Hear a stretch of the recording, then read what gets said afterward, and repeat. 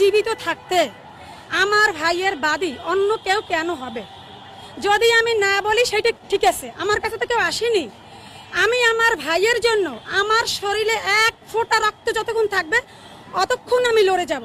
আমার আব্বা মারা যাবার পরে আমার বড় ভাই উনি নলসিটির বাইরে থাকতেন, এই জন্য আমি গার্ডিয়ান। সহজ কথা বোঝেন, পারিবারিকভাবে আমি ওমরের এবং উসমানের গার্ডিয়ান আমার বড় ভাই দূরে থাকার কারণে। আমার ভাই গুলিবিদ্ধ হবার পর থেকে আমাদের পরিবারের সদস্য আমি, আমার হাজব্যান্ড, আমার বড় দুলা ভাই, বড় ভাই এবং ওমর বিন হাদি এবার কেয়ারে কিন্তু উপস্থিত 24 ঘন্টার জন্য। ইভেন আমি 1 সেকেন্ডের জন্য আমার ভাইয়ের আইসিইউর সামনে থেকে যাইনি।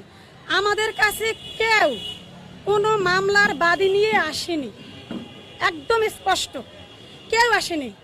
আমরা এখন আপনারা অনলাইনে যেটা দেখতেছেন আমরাও দেখতেছি। আসলে উনি তো খুবই ব্যস্ত আর নিরীহ মানুষ। উনি আসলে ওই রকমের মানসিকতার মধ্যে নাই যে মিডিয়ার আসা কথা বলা, অত্যন্ত নিরীহ মানুষ, কিন্তু আমাদের সাথে আছে। আর একটা আপনাদের বিষয় আমি আর একটা বিষয় ক্লিয়ার করতে চাই। আমার ভাই শহীদ ওসমান হাদি হলো আমার ছোট ভাই। এই ছোট ভাইয়ের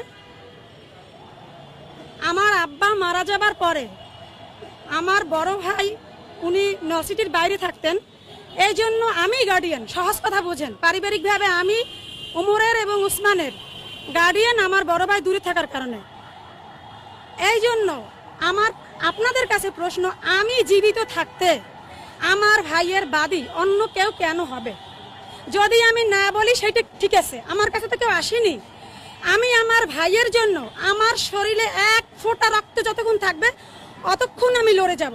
আর যারা যারা এই মিথ্যাচার করতেছে, এই প্রোপাগান্ডা ছড়াচ্ছে, আপনাদের ইনশাআল্লাহ সামনে পরবর্তীতে আরো অনেক কর্মসূচি আসবে, সেগুলোর মাধ্যমে আপনাদেরকে ক্লিয়ার করে দেব। আমরা এই বিষয়ে আপনাদেরকে পরে ক্লিয়ার করব। আজকে আমি আমার ভাই হত্যার বিচারের বাইরে একটা কথা বলতে চাই না।